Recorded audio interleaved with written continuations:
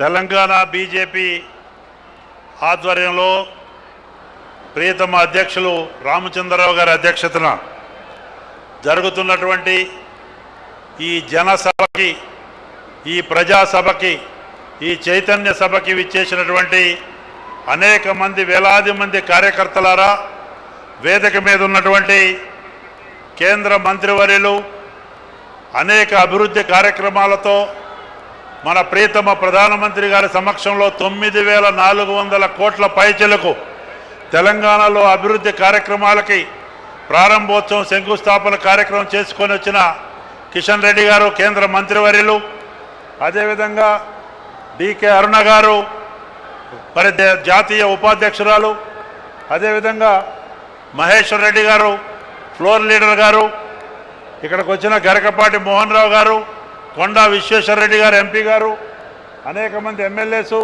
వేదిక మీద ఉన్నటువంటి రాష్ట్ర జనరల్ సెక్రటరీసు గౌతమ్ రావు గారితో పాటు మరి అనేక మంది ఇక్కడ ఉన్నటువంటి పెద్దలారా, సోదరులు సోదరిమణులు, జిల్లా అధ్యక్షులు, కార్యవర్గ సభ్యులు, సోదరులు సోదరిమణులు, పాత్రికేయ మిత్రులందరికీ నమస్కారం.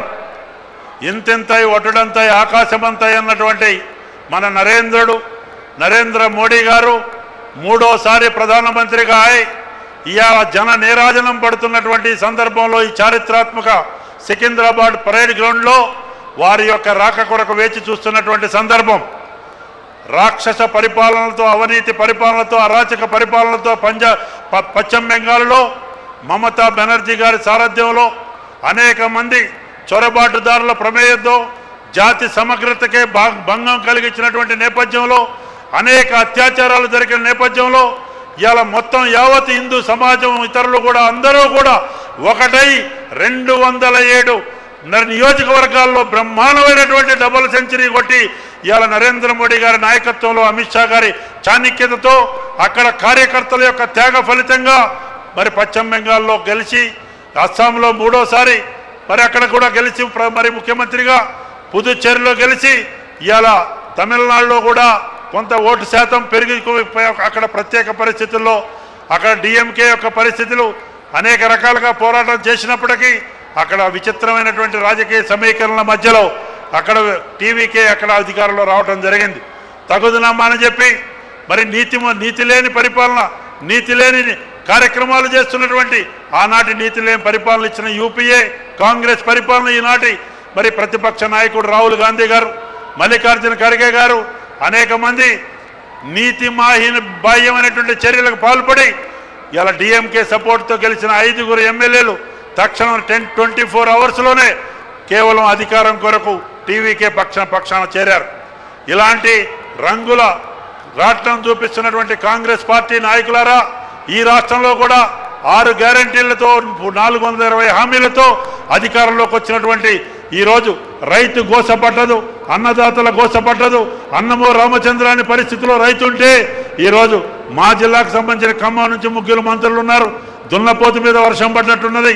అక్కడ ఒక ఖమ్మమే కాదు, తెలంగాణ యావత్తు మొక్కజొన్న రైతులు, వరి రైతులు, వారి గోస, అరణ్య గోస, వారి గోస చెప్పరాని అల్విదాని గోస అని చెప్పి సందర్భంగా మీకు నేను మనవి చేస్తున్నా. మహిళలకు వాగ్దానాలు చేశారు, నిరుద్యోగ యువకులకు వాగ్దానాలు చేశారు, అనేక మంది బలైన వర్గాలకు వాగ్దానాలు చేశారు. అధికారం వెలగబెడుతున్నటువంటి వీళ్ళు ఈరోజు మర్చిపోయి అమరవీరులు 1200 మంది అమరవీరుల సాక్షిగా వచ్చిన ఈ తెలంగాణ బిడ్డలని, తెలంగాణ సోదరుల్ని, వారి ఆనాటి అమరవీరుల కుటుంబాలని కూడా మర్చిపోయి అనేక వాగ్దానాలతో ముందుకు పోతూ టక్కు టమార గజకర్ణ గోకర్ణ విద్యలతో ఈరోజు అరచేతిలో వైకుంఠం చూపిస్తున్న రేవంత్ రెడ్డి గారి యొక్క సారథ్యంలో ఈ రాష్ట్ర భ్రష్టు కాంగ్రెస్ ప్రభుత్వం, ప్రజా వ్యతిరేక ప్రభుత్వం, అవినీతి ప్రభుత్వం, కమిషన్ చేస్తున్నటువంటి పరిపాలనలో ఈరోజు కొట్టుమిట్టాడుతున్నటువంటి సందర్భంలో ఈరోజు కర్రు గాల్చి ఓతబెట్టే పరిస్థితి వస్తుంది. ఎట్లయితే పశ్చిమ బెంగాల్లో మార్పు వచ్చిందో, ఎలా అయితే అస్సాంలో వచ్చిందో, ఇవాళ కర్ణాటక నుంచి కూడా నిన్న దరిదాపు 4 లక్షల మంది ప్రజలు మరి కర్ణాటకలో యడియూరప్ప గారి సభకు వచ్చారు. ఈరోజే పొద్దున మరి మన ప్రధానమంత్రి గారు కర్ణాటక పర్యటన చూసుకొని ఇక్కడికి వచ్చారు.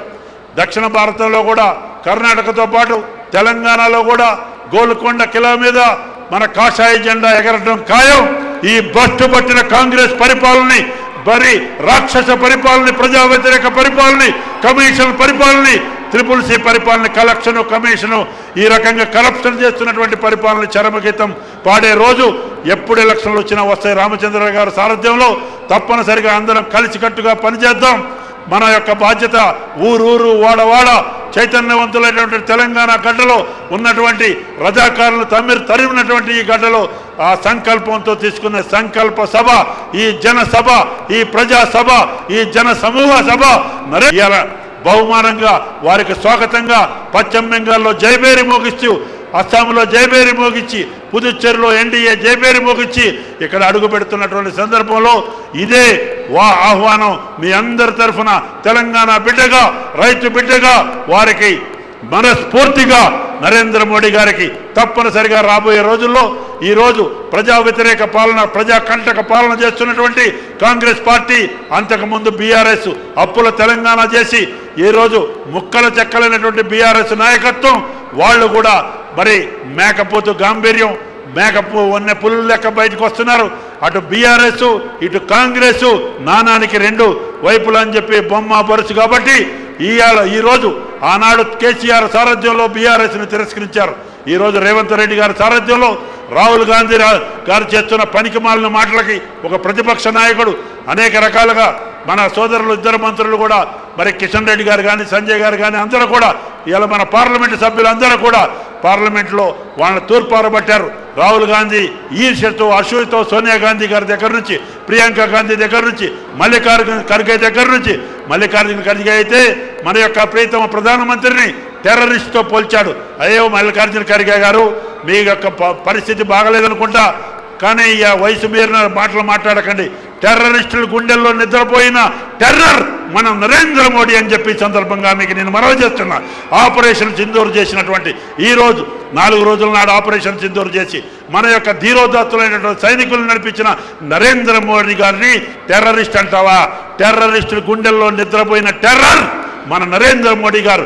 భరతమాత ముద్దుబిడ్డ, భరతమాత గౌరవించే గర్వించే ముద్దుబిడ్డ, ఇలా ప్రపంచ నాయకుడు ఇలా నరేంద్ర మోడీ గారిని ఆదర్శంగా తీసుకుంటున్న ఈ సందర్భంలో అందరూ కూడా స్వాగతం సుస్వాగతం పలికి వారికి అభినందనలు తెలిపే సభ, అభివృద్ధి సభ, సంక్షేమ సభ, మేలు కొలిపే సభ, తెలంగాణ సమాజానికి ఒక దిశ దశ, ఒక దిక్సూచిచ్చే సభ ఇది తప్పనిసరిగా అవుతుంది. చారిత్రాత్మక సభగా పేరున అందరికీ ఎండలు కూడా లెక్క చేయకుండా పెద్ద ఎత్తున తరలిచ్చిన అందరికీ మనస్ఫూర్తిగా నమస్కారం తెలియజేస్తూ మనందరికీ మంచి జరుగుద్ది.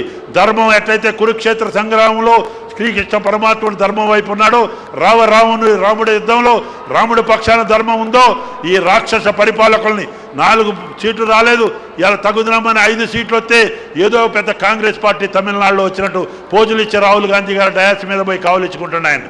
ఈ యొక్క కావిలింతలు, ధృతరాష్ట్రుడి కౌగిళ్ళు, మమతా బెనర్జీకి ఎట్లయితే పుట్టగతులు లేకుండా పోయినాయో ఈ రాష్ట్రంలో కూడా రాహుల్ గాంధీ నాయకత్వానికి ఆయనకట హర్యానాలో గెలిస్తే ఓటు చోరీ అంటాడు, మధ్యప్రదేశ్లో గెలిస్తే ఓటు చోరీ అంటాడు, మహారాష్ట్రలో మనం గెలిస్తే ఓటు చోరీ అంటాడు, కానీ కేరళలో గెలిస్తే ఎలక్షన్ కమిషన్ బ్రహ్మాండంగా అంటాడు, తమిళనాడులో గెలిస్తే ఆడికి పోయి కౌలించుకుంటారు, అక్కడ ఓటు చోరీ కాదు, పశ్చిమ బెంగాల్లో ఓటు చోరీ అంటాడు. అంటే ఆయనకు అనుకూలంగా వస్తే బ్రహ్మాండం, లేకపోతే ఓటు చోరీ. సిగ్గు శరం ఉండాలి మాట్లాడటానికి. కాబట్టి నీతి బాహ్యమైనటువంటి కాంగ్రెస్ పార్టీ, ఇతర పార్టీలు, ఇండియా అలయన్స్ యొక్క కమ్యూనిస్టులు కూడా రష్యాలోనూ చైనాలో వర్షం పడితే ఇక్కడ గొడుగులు పట్టే వాళ్ళు కూడా ఇలా కమర్షియల్ పార్టీ రాజకీయాలు చేస్తున్నారు వ్యాపారాత్మకంగా. కాబట్టి సోదరులారా, సోదరిమణులారా, వచ్చేది తప్పనిసరిగా ఈనాడు ఈ తెలంగాణకి పట్టినటువంటి గ్రహణం, చంద్రగ్రహణం విడిపోతే, రేవంత్ రెడ్డి కాంగ్రెస్ గ్రహణం కూడా విడిపోతే తప్పనిసరిగా భారతీయ జనతా పార్టీ ప్రజల యొక్క పార్టీ, దేశం కొరకున్నటువంటి పార్టీ, ప్రజల కోసం పనిచేసే పార్టీ, మీ కొరకున్నటువంటి పార్టీ, అన్ని వర్గాల కొరకున్నటువంటి పార్టీగా ఆశీర్వదించే సభగే ఇది. జనసభ, జన సమూహ సభ, ఈ రకంగా ఒక హెచ్చరిక సభ. ప్రజా వ్యతిరేక పాలన చేస్తున్న కాంగ్రెస్ పార్టీకి ఇలా కబడ్దార్ అని చెప్పే సభ. ఈ 4 మాటలతో మీ అందరూ పేషెన్స్గా విన్నందుకు మీ కృతజ్ఞతలు చెబుతూ ముగిస్తున్న. భారత్ మాతాకి, భారత్ మాతాకి జై శ్రీరామ్, జై జై శ్రీరామ్. Thank you.